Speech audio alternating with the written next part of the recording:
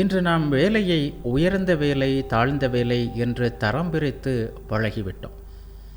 AC அறையில் அமர்ந்து கணினியில் வேலை செய்பவர் உயர்ந்தவர் என்றும், தெருவை கூட்டுபவர் அல்லது எந்திரங்களை சரி செய்பவர் தாழ்ந்தவர் என்றும் ஒரு தவறான கண்ணோட்டம் நம்மிடையே நிலவுகிறது. இந்த வகைப்படுத்துதல்தான் பல இளைஞர்களிடம் தாழ்வு மனப்பான்மையையும் வேலையில் அதிருப்தியையும் உருவாக்குகிறது.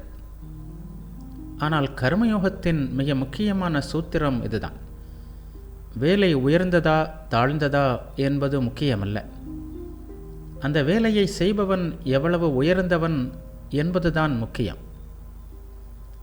தங்கள் நிலையை உணர்ந்து தங்கள் கடமையை செவ்வனே செய்பவர்கள் யாராக இருந்தாலும் அவர்கள் பெரியவர்களே.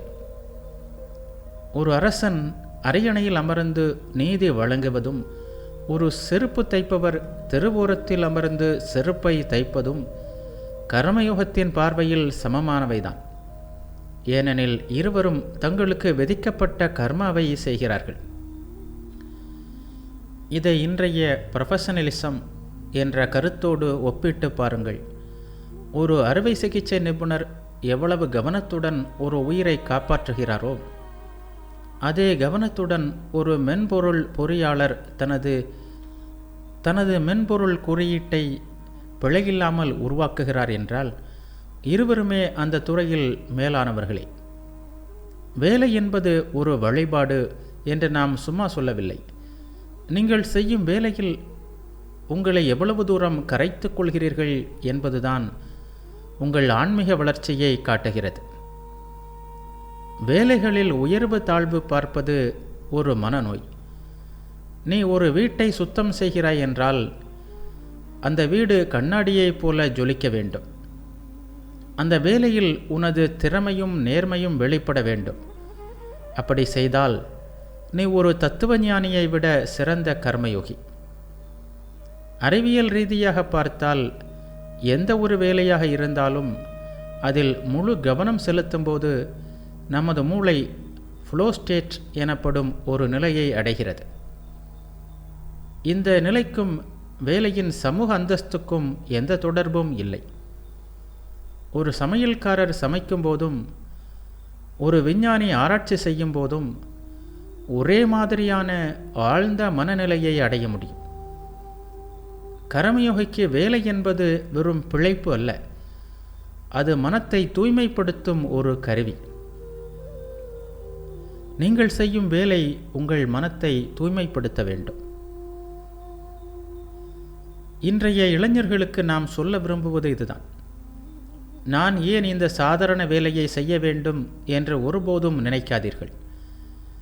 நீங்கள் இருக்கும் இடத்தில் உங்களை சிறந்தவராக நிரூபியுங்கள்.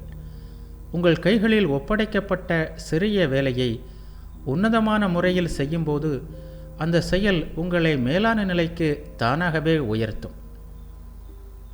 எந்த வேலையையும் இழிவாக கருதாதே. ஒவ்வொரு வேலையையும் அதன் அளவில் புனிதமானதாக கருது. ஒரு கசாப்பு கடைக்காரன் தன் வேலையை சுயநலமின்றியும் நேர்மையாகவும் செய்ததன் மூலம் ஒரு பெரிய யோகிக்கே ஞானத்தை போதித்த கதையை மகாபாரதத்தில் நாம் பார்க்கிறோம். உங்கள் வேலையை நேசியுங்கள். அதில் உங்கள் முழு ஆற்றலையும் செலுத்துங்கள். உலகின் பார்வையில் அது சிறிய வேலையாக இருக்கலாம். ஆனால் உங்கள் ஆன்மாவின் பார்வையில் அது ஒரு பெரிய தவம். வேலையின் பெயரால் அல்ல, அதை செய்யும் விதத்தால் உங்களை அடையாளப்படுத்துங்கள். அப்போது நீங்கள் செய்யும் ஒவ்வொரு கர்மமும் உங்களை ஒரு உன்னத மனிதனாக மாற்றும். இன்று பல குடும்பங்களில் நாம் சந்திக்கும் மிகப்பெரிய பிரச்சனை என்ன தெரியுமா? கடமை இருக்கிறது, ஆனால் அதில் கசப்பு இருக்கிறது. நான் உனக்காக இவ்வளவு செய்திருக்கிறேன், நீ எனக்கு பதிலுக்கு என்ன செய்தாய் என்ற கணக்கு பார்ப்பதுதான் இன்றைய உறவுகளின் அடிப்படையாக இருக்கிறது. ஒரு எந்திரத்தில் எண்ணெய் இல்லை என்றால் எப்படி உராய்வு ஏற்பட்டு சத்தம் வருமோ, அதுபோல்தான் அன்பில்லாத கடமையும் குடும்பங்களின் மோதல்களை உருவாக்குகிறது. அன்பு என்னும் எண்ணெய் இருந்தால் மட்டுமே கடமை என்னும் சக்கரம் மென்மையாக சுழலும் என்று விவேகானந்தர் சொல்வார். அன்பு இல்லாத கடமை என்பது ஒரு பெரும் சுமை. நீங்கள் ஒரு கடமையை செய்யும்போது அதில் அன்பு இல்லை என்றால் அது உங்களை விரைவில் சோர்வடைய செய்யும். அதே வேலையை நீங்கள் அன்போடு செய்யும்போது அது உங்களுக்கு பாரமாக தெரியாது. இதை ஒரு நவீன உதாரணத்தோடு பாருங்கள். ஒரு நர்ஸ் மருத்துவமனையில் நோயாளிக்கு மருந்து கொடுப்பது ஒரு கடமை. ஆனால் ஒரு தாய் தன் குழந்தைக்கு மருந்து கொடுப்பது அன்பு. இரண்டிலும் செயல் ஒன்றுதான். ஆனால் ஒரு இடத்தில் அது வேலை, இன்னொரு இடத்தில் அது யோகம். இன்றைய ரிலேஷன்ஷிப் மேனேஜ்மெண்ட் பற்றி பேசும் வல்லுநர்கள் கொடுத்தல் மற்றும் எடுத்தல், கிவ் அண்ட் டேக் பற்றி பேசுகிறார்கள். ஆனால் கர்மயோகி கொடுத்தல், கிவ் என்பது பற்றி மட்டுமே சிந்திக்கிறார். நீ உனது குடும்பத்திற்காக செய்யும் கடமைகளை ஒரு வணிக ஒப்பந்தமாக மாற்றாதே. நான் இவ்வளவு செய்தேன் என்று பட்டியல் போட தொடங்கினால் அங்கே அமைதி குலைந்துவிடும். நீ செய்யும் உதவியே உனக்கு பரிசாக இருக்கட்டும். அறிவியல் ரீதியாக பார்த்தால் நாம் ஒருவரிடம் அன்போடும் அக்கறையோடும் பழகும்போது நம் உடலில் ஆக்சிடோசின் என்ற ஹார்மோன் சுரக்கிறது. இது மன அழுத்தத்தை குறைத்து பிணைப்பை ஏற்படுத்துகிறது. ஆனால் நாம் கடமையை ஒரு பாரமாக நினைக்கும்போது கார்டிசோல் சுரந்து நம்மை எரிச்சலடைய செய்கிறது. எனவே அன்போடு கடமையை செய்வது என்பது மற்றவர்களுக்கு செய்யும் உதவி மட்டுமல்ல, அது உங்கள் உடல் மற்றும் மனநலத்திற்கும் நல்லது. இன்று உங்கள் வீட்டில் இருக்கும் முதியவர்களிடம் பேசுவதோ அல்லது உங்கள் துணையாக இருப்பவர்களுக்கு உதவுவதோ அதை ஒரு டு டூ லிஸ்ட் ஆக பார்க்காதீர்கள். அந்த செயலில் உங்கள் அன்பை செலுத்துங்கள். எந்த கடமையும் சிறியது அல்ல, எந்த கடமையும் பெரியதும் அல்ல. அதை நீங்கள் எந்த உணர்வோடு செய்கிறீர்கள் என்பதுதான் முக்கியம். ஒரு இல்லறத்தரசி தன் வீட்டை நிர்வாகம் செய்வதன் மூலம் அடையும் ஆன்மீக உயர்வு ஒரு சந்நியாசி காட்டில் தவம் செய்வதன் மூலம் அடையும் உயர்வுக்கு சமமானது. எப்போது சமமானது? அவள் அந்த வேலையை அன்புடனும் பிரதிபலன் எதிர்பார்க்காமலும் செய்யும்போது மட்டும்தான். உங்கள் வாழ்க்கையில் உராய்வுகள் அதிகமாக இருந்தால் அங்கே அன்பு என்ற எண்ணெய் குறைந்துவிட்டது என்று அர்த்தம். எனக்கு என்ன கிடைக்கும் என்ற கேள்வியை கொஞ்சம் ஓரம் வைத்துவிட்டு நான் என்ன தர முடியும் என்ற யோசியுங்கள். கடமையை காதலியுங்கள். அப்போது வாழ்க்கை ஒரு போராட்டமாக இல்லாமல் ஒரு அழகான பாடலாக மாறும். அன்பினால் செய்யப்படாத எந்த செயலும் கர்மயோகமாகாது. அன்பே எல்லாவற்றையும் விட பெரியது. அந்த அன்பை உங்கள் ஒவ்வொரு செயலிலும் கலக்க பழகுங்கள். இன்று நாம் சுதந்திரம், ஃப்ரீடம் என்ற சொல்லை தவறாக புரிந்து கொண்டுள்ளோம். என் இஷ்டப்படி நான் நடப்பேன், யாரும் என்னை கேள்வி கேட்க முடியாது என்று நினைப்பது சுதந்திரம் அல்ல. உண்மையில் உங்கள் மனம் ஒரு விஷயத்திற்காக ஏங்கும்போது அந்த ஆசைக்கு அடிபணிந்து ஓடுவது ஒரு வகையான அடிமைத்தனம். கர்மயோகத்தில் சுவாமி விவேகானந்தர் ஒரு ஆச்சரியமான உண்மையை சொல்கிறார். தன்னைத்தானே அடக்கியாளும் பொறுமை யாரிடம் இருக்கிறதோ அவரே உண்மையில் சுதந்திரமானவர். யாராவது உன்னை ஒரு வார்த்தை திட்டினால் உடனே நீ எரிச்சல் அடைகிறாய். அப்படியானால் உன்னுடைய மகிழ்ச்சியும் அமைதியும் அந்த திட்டியவனின் கையில் இருக்கிறது என்று அர்த்தம். நீ அவனுக்கு அடிமையாகிவிட்டாய்.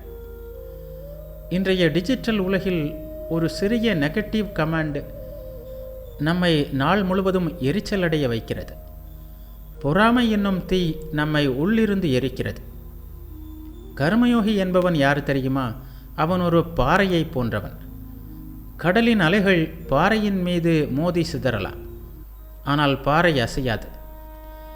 அதுபோல வெளி சூழ்நிலைகள் உங்கள் மனதை அசைக்க அனுமதிக்காத நிலையே மெய்யான விடுதலையாகும். அறிவியல் ரீதியாக இதை இம்பல்ஸ் கண்ட்ரோல் என்று அழைக்கிறோம். நமக்கு ஒரு கோபம் வரும்போது மூளையில் அமிக்டலா என்ற பகுதி செயல்படுகிறது. ஆனால் நாம் ஒரு கணம் பொறுமையாக இருக்கும்போது நம்முடைய ப்ரீஃப்ரண்ட் கார்டெக்ஸ் விழித்து கொள்கிறது. இந்த ஒரு சில நொடிகள் பொறுமைதான் உங்கள் வாழ்க்கையின் தரத்தை தீர்மானிக்கிறது. அமைதி என்பது செயலற்று இருப்பது அல்ல, அது வலிமையான கட்டுப்பாடு. வேகமாக ஓடும் குதிரைகளை அடக்கி பிடிப்பது எவ்வளவு பெரிய ஆற்றலோ அதுபோல்தான் பொங்கும் உணர்ச்சிகளை அடக்குவதும் ஒரு பேராற்றல். எவன் ஒருவன் பொறாமையையும் எரிச்சலையும் வெல்கிறானோ அவனது நரம்பு மண்டலம் அவ்வளவு தூய்மை அடைகிறது. இந்த தூய்மைதான் உங்களை ஒரு காந்தமாக மாற்றும். நீங்கள் உணர்ச்சிகளால் இயக்கப்படுகிறீர்களா அல்லது உங்கள் புத்தியால் இயக்கப்படுகிறீர்களா? ஒரு கர்மயோகி எப்போதும் விழிப்புடன் இருப்பான். அவன் யாரிடமும் எதையும் எதிர்பார்ப்பதில்லை. எனக்கு கிடைக்க வேண்டிய மரியாதை கிடைக்கவில்லை என்று அவன் வருந்துவதில்லை. ஏனெனில் அவனது சுதந்திரம் வெளியிலிருந்து வருவதில்லை, அது அவனுக்குள்ளிருந்தே ஊற்றெடுக்கிறது. பொறுமை என்பது கோழைத்தனம் அல்ல, அதுதான் உண்மையான வீரம். உங்களை யாராவது காயப்படுத்தினால் அவர்களுக்கு பதில் தாக்குதல் நடத்துவது சுலபம்.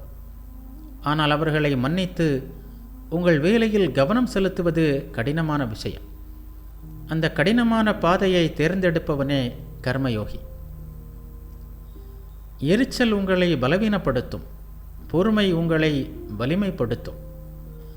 பொறாமை உங்கள் வளர்ச்சியை தடுக்கும், பற்றற்ற உழைப்பு உங்கள் எல்லைகளை விரிவுபடுத்தும். இன்று முதல் ஒரு பெரிய பயிற்சியை மேற்கொள்ளுங்கள். ஒரு சூழல் உங்களை எரிச்சலடைய செய்யும்போது ஒரு நிமிடம் மௌனமாக இருங்கள். அந்த மௌனத்தில் உங்கள் சுதந்திரத்தை கண்டடைவீர்கள்.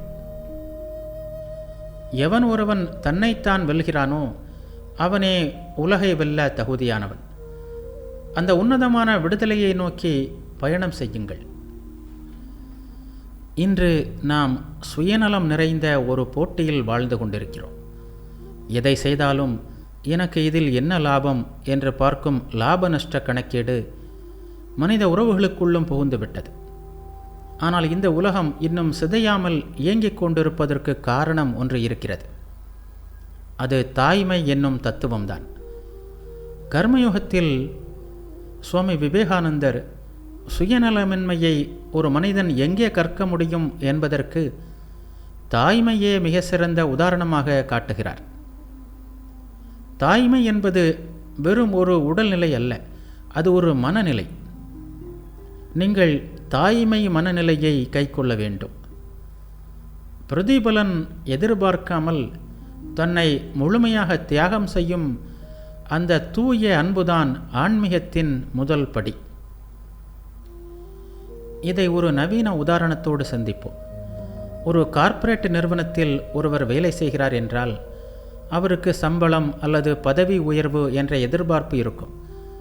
அந்த எதிர்பார்ப்பு பொய்க்கும்போது அவர் வேலையை விட்டு விலகுகிறார். ஆனால் ஒரு தாயை பாருங்கள், தன் குழந்தை தூக்கமின்றி அழும்போது தானும் தூக்கமின்றி அதை கவனித்துக் கொள்கிறார். அந்த குழந்தை வளர்ந்து அவளுக்கு எதையும் திருப்பி தரும் என்று அவள் எதிர்பார்க்கவில்லை. அந்த குழந்தையின் புன்னகையே அவளுக்கு பரிசாகிறது. இதுதான் கர்மயோகம் சொல்லும் பற்றற்ற செயல்.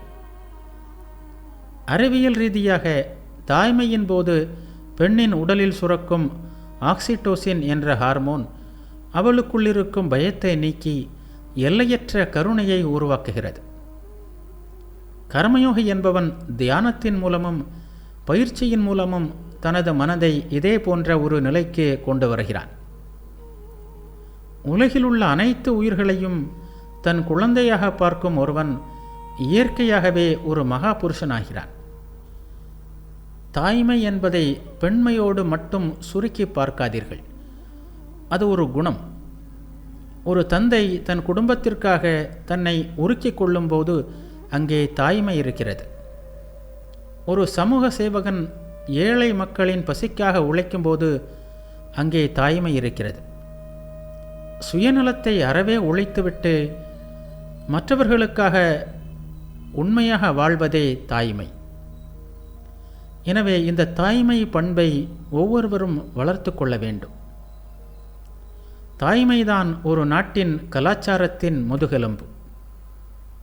ஒரு தாய் தன் குழந்தையை வளர்க்கும் விதம்தான் அந்த நாட்டின் எதிர்காலத்தை தீர்மானிக்கிறது. எங்கே அந்த தியாக உணர்வு போற்றப்படுகிறதோ அங்கே அமைதியும் வளர்ச்சியும் இருக்கும். இன்றைய டிஜிட்டல் யுகத்தில் உறவுகள் பலவீனமாகிக் கொண்டிருக்கும் சூழலில் நாம் மீண்டும் தாய்மையின் பாடங்களை கற்க வேண்டியிருக்கிறது. நான் இவ்வளவு செய்தேன் என்ற பட்டியலை தூக்கி எறிந்துவிட்டு எதையும் எதிர்பார்க்காமல் என்னால் என்ன தர முடியும் என்று யோசித்து பாருங்கள். ஒரு தாய் தன் குழந்தையிடம் காட்டும் அதே பொறுமையும் அதே அர்ப்பணிப்பும் உங்கள் வேலையில், உங்கள் நட்பில், உங்கள் உறவுகளில் இருக்குமானால் உங்கள் வாழ்க்கையே ஒரு கர்மயோகமாக மாறும். சுயநலமின்மையை கற்க ஒரு பல்கலைக்கழகத்தை தேடி செல்ல வேண்டாம். உங்கள் தாயை பாருங்கள். அந்த தியாகத்தின் ஆழத்தை புரிந்து கொள்ள முயலுங்கள்.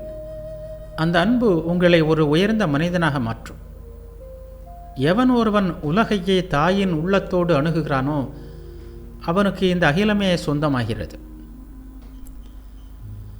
இன்றைய ஒர்க் எத்திக்ஸ் அல்லது தொழில்முறை ஒழுக்கம் பற்றி பேசும்போது நாம் பெரும்பாலும் நேரத்திற்கு செல்வது, இலக்குகளை அடைவது, டார்கெட் பற்றி தான் பேசுகிறோம்.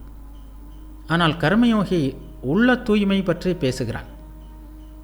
நீங்கள் எந்த தொழிலை செய்தாலும் அதில் உங்கள் அகந்தையை புகுத்தாமல் பார்த்து கொள்ளுங்கள். இது என் கடமை, இதற்காக நான் நியமிக்கப்பட்டுள்ளேன் என்ற தெளிவோடு செயல்படுங்கள். விஞ்ஞான ரீதியாக சொன்னால் மனித மூளைக்கு ஒரு செயலின் அர்த்தம், மீனிங் தான் முக்கியம். நீங்கள் ஒரு வேலையை வெறும் பணத்திற்காக செய்யும்போது அது ஒரு கட்டத்தில் உங்களுக்கு சலிப்பை தரும். ஆனால் அதே வேலையை ஒரு சமூக கடமையாக அல்லது ஆன்மீக பயிற்சியாக பார்க்கும்போது உங்கள் மூளை நியூரோபிளாஸ்டிசிட்டி மூலம் இன்னும் கூர்மை அடைகிறது. சலிப்பு என்பது மறைந்து விடுகிறது. அங்கே ஒரு பேரானந்தம் பிறக்கிறது. எந்த வேலையும் அசுத்தமானது என்றோ கீழானது என்றோ ஒதுக்காதீர்கள். உலக இயக்கத்திற்கு எல்லா வேலைகளும் தேவை. துப்புரவு தொழிலாளி இல்லை என்றால் நகரம் நாறும். மருத்துவர் இல்லை என்றால் உயிர் போகும். இருவரும் அவரவர் இடத்தில் சமமானவர்களே. ஒரு கசாப்பு கடைக்காரர் கூட மகானாக மாற முடியும் என்ற மகாபாரதம் நமக்கு உணர்த்துகிறது.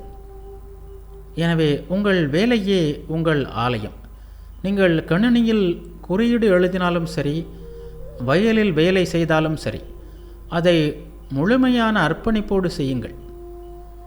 நான் யாருக்கும் எதற்கும் குறைந்தவன் அல்ல என்ற தன்னம்பிக்கையோடு உங்கள் கர்மாவை செய்யுங்கள். அப்படி செய்தால் நீங்களும் உன்னத ஞானத்தை உங்கள் உழைப்பின் மூலமே கண்டடைவீர்கள். இன்று நாம் வாழும் உலகம் வெற்றி என்பதை ஒரு இலக்காக மட்டுமே பார்க்கிறது. ஒரு மாணவனுக்கு தேர்வு முடிவுகள், ஒரு ஊழியனுக்கு மாத இறுதியில் உள்ள இலக்கு டார்கெட், ஒரு தொழிலதிபருக்கு லாபம், இவை மட்டும்தான் கண்ணுக்கு தெரிகின்றன. இந்த ஓட்டத்தில் நாம் எதை இழக்கிறோம் தெரியுமா? நாம் செய்யும் செயல்முறை, ப்ராசஸை இழக்கிறோம். டார்கெட்டை அடைய வேண்டும் என்ற அவசரத்தில் அந்த வழியில் நாம் காட்டும் நேர்மையையும் கவனத்தையும் கோட்டை விடுகிறோம். உனக்கு முடிவு எவ்வளவு முக்கியமோ அதை அடையும் வழியும் அவ்வளவு முக்கியமானது. அதாவது வேலை செய்யும் ஒவ்வொரு நிமிடமும் நீ வேலையில் நேர்மையானவனாக இருக்க வேண்டும். நீ ஒரு பெரிய சிகரத்தை அடைய நினைக்கிறாய், நல்லது. ஆனால் அந்த சிகரத்தை அடைய நீ வைக்கும் ஒவ்வொரு அடியிலும் உனது கவனம் இருக்கிறதல்லவா? ஒவ்வொரு அடியும் சரியாக இருந்தால்தான் நீ சிகரத்தை அடைய முடியும். ஏதாவது ஒரு அடி சரியில்லை என்றாலும் சிகரத்தை அடைய முடியாது. அதேபோல டார்கெட்டை அடைய வேண்டுமானால் ஒவ்வொரு செயலிலும் நேர்மையோடும் கவனத்தோடும் செயல்பட வேண்டும். நவீன தர மேலாண்மை, குவாலிட்டி மேனேஜ்மெண்ட் என்று அதைத்தான் சொல்கிறது. ஒரு பொருளின் இறுதி தரம், ஃபைனல் ப்ராடக்ட் நன்றாக இருக்க வேண்டுமானால் அதை உருவாக்கும் ஒவ்வொரு படிநிலையிலும் தரம் இருக்க வேண்டும். கர்மயோகி என்பவன் ஒரு படி மேலே போய் அந்த வழியே முடிவாக இருக்கிறது என்கிறான். அதாவது செய்யும் வேலையை ஏதோ ஒரு பலனுக்காக செய்யாமல் அந்த வேலையையே ஒரு வழிபாடாக மாற்றுங்கள். அந்த வேலைதான் ஒரு பலன்.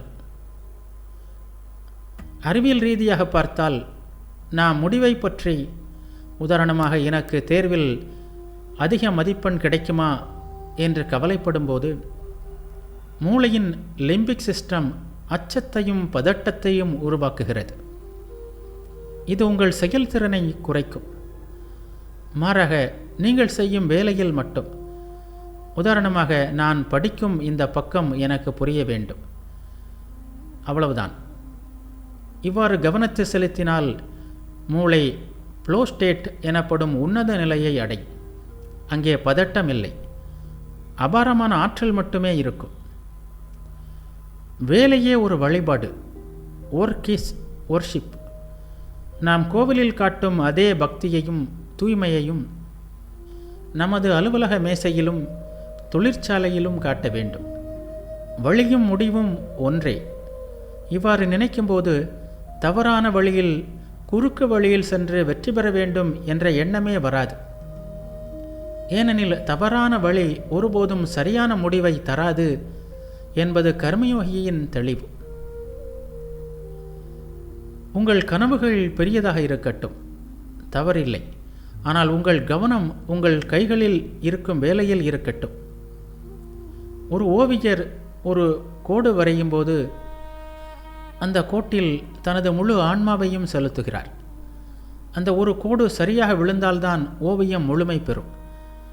அதுபோல்தான் உங்கள் வாழ்க்கையும்.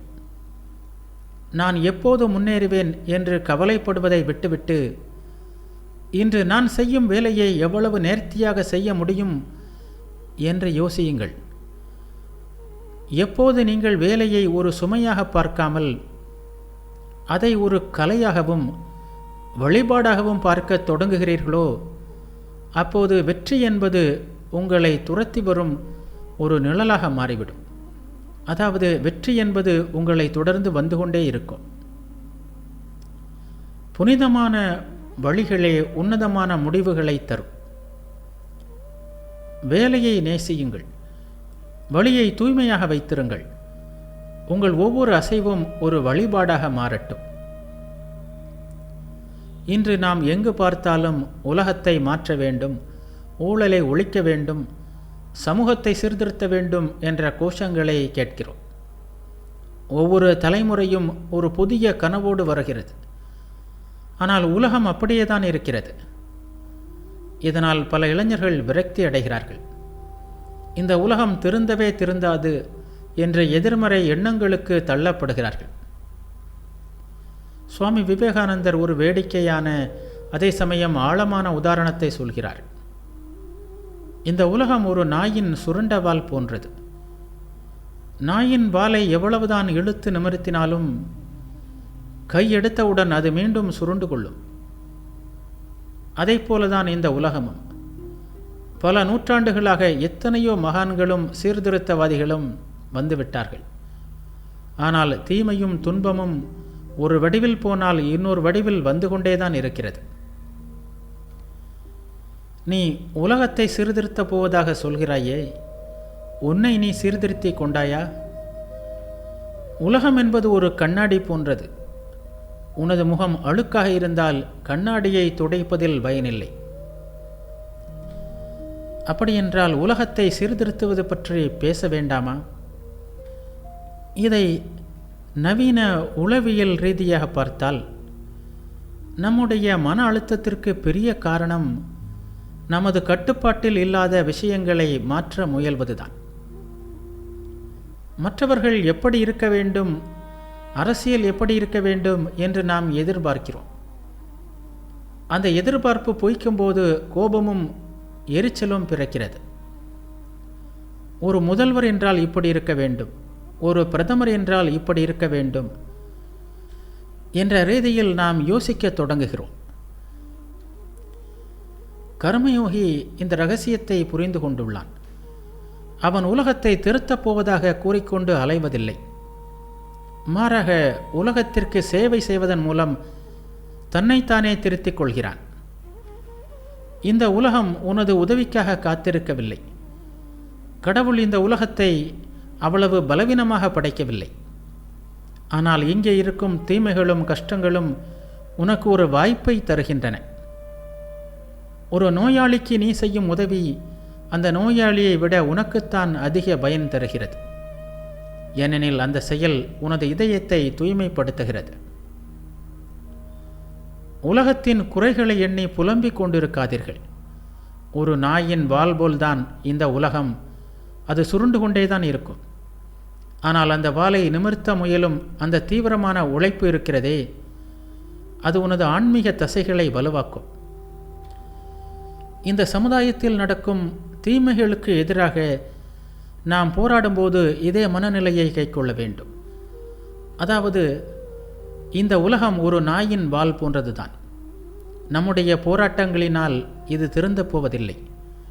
ஆனால் இதனால் நமக்கு ஒரு நன்மை கிடைக்கிறது. நாம் நிறைய படிப்பினைகளை பெறுகிறோம்.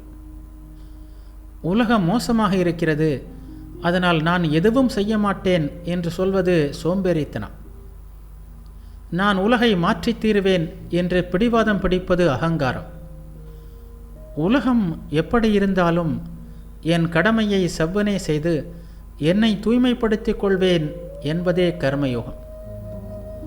எனவே உங்கள் கவனத்தை வெளியிலிருந்து உங்களுக்குள்ளே திருப்புங்கள். நீங்கள் மாறினால் உங்கள் உலகம் மாறும். கடமைக்காக உழையுங்கள், ஆனால் உலகத்தின் போக்கைக் கண்டு கலங்காதீர்கள். அந்த சுருண்ட வாளை பிடித்து இழுத்து கொண்டே இருங்கள். உலகத்திற்காக அல்ல, உங்களை ஒரு மகா புருஷனாக செதுக்கிக் கொள்வதற்காக. ஆம், உலகத்தை திருத்த முயலுங்கள், ஆனால் உலகம் ஒருபோதும் திருந்தாது. ஆனால் அந்த முயற்சியில் நாம் இன்னும் வலிமையானவர்களாக மாற முடியும். எனவே சோம்பேறித்தனமாக ஒரு இடத்தில் அமர்ந்து இருப்பதை விட போராடுவது நல்லது. இன்று நாம் வாழும் சூழலில் எங்கும் ஒருவிதமான வெறி குடிகொண்டிருப்பதை நீங்கள் கவனிக்கலாம். அது மதமாக இருக்கலாம், அரசியலாக இருக்கலாம், ஏன் ஒரு குறிப்பிட்ட பிராண்ட் அல்லது சித்தாந்தமாக கூட இருக்கலாம். நான் சொல்வது மட்டும்தான் சரி, மற்றவர்கள் சொல்வது தவறு, என் வழியை ஏற்காதவர்கள் என் எதிரிகள் என்ற இந்த மனநிலைதான் இன்றைய உலகளாவிய மோதல்களுக்கு அடிப்படை. இந்த கொள்கை வரி இது குறித்து எச்சரிக்கையாக இருக்க வேண்டும். கொள்கை வரி என்பது ஒரு பலவீனம், அது ஆற்றல் அல்ல. ஒரு பைத்தியக்காரன் கத்துவதை பார்த்து அவன் வலிமையானவன் என்று நாம் நினைக்கிறோம். ஆனால் உண்மையில் அவன் தன் நரம்பு மண்டலத்தின் மீதான கட்டுப்பாட்டை இழந்து விட்டான். அதுபோல்தான் கொள்கை வரி கொண்டவர்களும். நவீன சமூகவியல் மற்றும் உளவியல் ரீதியாக பார்த்தால் கொள்கை வரி என்பது ஒரு பாதுகாப்பு இன்மை உணர்விலிருந்து, இன்செக்யூரிட்டியிலிருந்து பிறக்கிறது. தனக்கு தெரிந்த ஒரு சிறிய உண்மையை மட்டும் பிடித்து கொண்டு மற்ற உண்மைகளை ஏற்க மறுக்கும்போது மனிதன் ஒரு குறுகிய வட்டத்திற்குள் சிறைப்படுகிறான். இன்றைய இணையதள விவாதங்களில் நாம் நமக்கு சார்பான கருத்துக்களை மட்டுமே கேட்கிறோம். இது நம்முடைய வெறியை அதிகப்படுத்துகிறதே தவிர நம் அறிவை வளர்ப்பதில்லை. கர்மயோகி என்பவன் யார்? அவன் ஆழ்ந்த அமைதி கொண்டவன். அவன் எதற்கும் பதட்டப்படுவதில்லை. உலகிற்கு செய்ய வேண்டிய மிகப்பெரிய நன்மை என்னவென்றால் அமைதியாகவும் நிதானமாகவும் செயல்படுவதுதான். எவன் ஒருவன் உணர்ச்சி வசப்பட்டு கத்துகிறானோ அவன் உலகிற்கு நன்மை செய்வதை விட தீமையே அதிகம் செய்கிறான். ஏனெனில் அவனது செயல்கள் வெறுப்பை விதைக்கின்றன. விஞ்ஞான ரீதியாக சொன்னால், நாம் கொள்கை வெறியுடன் ஒரு கருத்தை முன்வைக்கும்போது மூளையின் தர்க்க ரீதியான பகுதி, லாஜிக்கல் பிரெயின், வேலை செய்வதை நிறுத்தி விடுகிறது. மாறாக நம்முடைய உணர்ச்சி பகுதி, எமோஷனல் பிரெயின், முழுமையாக ஆக்கிரமிக்கிறது. இதனால் சரியான முடிவுகளை எடுக்க முடியாமல் போகிறது. கர்மயோகி தனது உணர்ச்சிகளை புத்தியின் கட்டுப்பாட்டில் வைத்திருப்பான். அவன் மற்றவர்களின் கருத்துக்களையும் திறந்த மனதோடு அணுகுவான். எந்த ஒரு கொள்கைக்கும் உங்களை அடிமையாக்கிக் கொள்ளாதீர்கள். உண்மையான அன்பு என்பது வெறுப்பை கொண்டு வராது. என் மதத்தை நான் நேசிக்கிறேன், அதனால் மற்ற மதங்களை வெறுக்கிறேன் என்று யாராவது சொன்னால் அங்கே இருப்பது அன்பு அல்ல, அது வெறும் அகங்காரம் மட்டுமே. அமைதியாக வேலை செய்பவனே அதிக பலனை தருகிறான். ஒரு எந்திரம் சத்தமில்லாமல் இயங்கும்போதுதான் அதன் எஃபிசியன்சி அதிகமாக இருக்கும். அதுபோல ஆரவாரம் இல்லாமல் அமைதியான சிந்தனையுடன் மற்றவர்களின் உரிமைகளை மதித்து செயல்படும் ஒரு மனிதனே உலகிற்கு மெய்யான வழிகாட்டி. எனவே உங்கள் மனதை விசாலமாக்குங்கள். கொள்கை வெறி என்னும் முட்டுக்கட்டையை உடைத்து எறியுங்கள். உண்மையான கர்மயோகி எல்லா இடங்களிலும் நன்மையை மட்டுமே காண்பான். வெறுப்பை தவிர்த்து சமநிலையுடன் செயல்படும்போதுதான் நீங்கள் உண்மையிலேயே வலிமையானவர்கள் ஆகிறீர்கள். இன்று நாம் சுதந்திரம் என்ற வார்த்தையை மிக அதிகமாக பயன்படுத்துகிறோம். அரசியல் சுதந்திரம், பேச்சு சுதந்திரம், தனி மனித சுதந்திரம் என பல தளங்களில் இதை பேசுகிறோம். ஆனால் உண்மையில் சுதந்திரம் என்பது என்ன? ஒரு எலக்ட்ரான் அணுவை சுற்றி வருகிறது, ஒரு கோள் சூரியனை சுற்றி வருகிறது. இந்த பிரபஞ்சமே சில விதிகளுக்கு உட்பட்டு தான் இயங்குகிறது. அப்படி இருக்க மனிதனுக்கு மட்டும் எப்படி சுதந்திரம் இருக்க முடியும்? கர்மயோகத்தில் சுவாமி விவேகானந்தர் ஒரு பிரம்மாண்டமான உண்மையை பேசுகிறார். இந்த பிரபஞ்சத்தின் ஒவ்வொரு அசைவும் விடுதலையை நோக்கிய ஒரு போராட்டமே. ஒரு சிறிய அணு ஏன் எப்போதும் இயங்கிக் கொண்டே இருக்கிறது? ஒரு செடி ஏன் மண்ணை துளைத்து கொண்டு மேலே வருகிறது? ஒரு பறவை ஏன் வானில் சிறகடிக்கிறது? இவை அனைத்தும் தங்களை சுற்றியுள்ள தலைகளிலிருந்து, அந்த விதிகளிலிருந்து விடுபட முயற்சிக்கின்றன. இந்த போராட்டத்தின் உச்சகட்டமே மனிதன். நவீன அறிவியல் மற்றும் தத்துவத்தில் டிட்டர்மினிசம் என்ற ஒரு கருத்து உண்டு. அதாவது உங்கள் மூளையில் இருக்கும் நியூட்ரான்கள் மற்றும் உங்கள் கடந்த கால அனுபவங்கள் தான் உங்கள் முடிவுகளை தீர்மானிக்கின்றன. உங்களுக்கு சுய விருப்பம், அதாவது ஃப்ரீவில் என்பதே கிடையாது என்று சில விஞ்ஞானிகள் கூறுகிறார்கள். ஆனால் கர்மயோகம் சொல்கிறது, உடல் மற்றும் மன ரீதியாக நீ விதிகளுக்கு கட்டுப்பட்டவன்தான். ஆனால் உனது ஆன்மா எப்போதும் சுதந்திரமானது. நாம் ஏன் எப்போதும் சுதந்திரம் வேண்டும் என்று ஏங்குகிறோம்? ஒரு அடிமை கூட தான் சுதந்திரமாக இருக்க வேண்டும் என்று ஏன் கனவு காண்கிறான்? ஏனெனில் நமது உண்மையான இயல்பு சுதந்திரம். ஒரு மீன் தண்ணீருக்கு வெளியே துடிப்பது போல சுதந்திரமான ஆன்மா இந்த உடல் மற்றும் மன சிறைகளுக்குள் அடைபட்டு துடிக்கிறது. நீங்கள் எதிலிருந்து விடுதலை பெற தேடுகிறீர்கள்?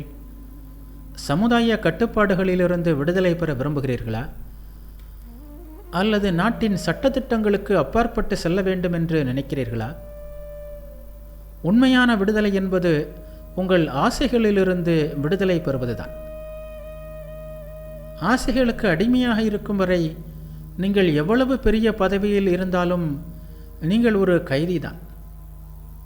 எவன் ஒருவன் எதையும் எதிர்பார்க்காமல், எதற்கும் கட்டுப்படாமல் தன் கடமையை செய்கிறானோ அவனே இயற்கையின் விதிகளுக்கு அப்பாற்பட்ட சுதந்திர மனிதன்.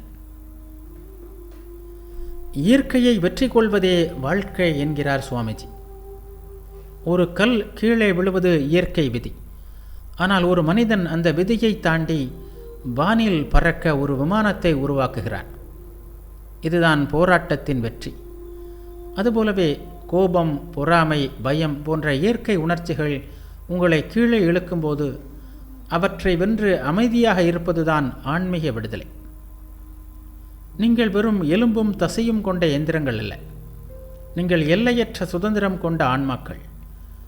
ஒவ்வொரு செயலும் உங்களை அந்த விடுதலையை நோக்கி அழைத்து செல்ல வேண்டும். நான் யாருக்கும் அடிமையல்ல, இயற்கையின் விதிகளுக்கும் நான் அடிமையல்ல என்ற பிரகடனத்தோடு உங்கள் வேலையை செய்யுங்கள். அணு முதல் அண்டம் வரை நடக்கும் இந்த போராட்டத்தின் நாயகன் நீங்கள்தான். அந்த சுதந்திர காற்றை சுவாசிக்க தொடங்குங்கள். நீங்கள் சுதந்திரமாக மாறும்போது இந்த உலகமே உங்களை வியந்து பார்க்கும்.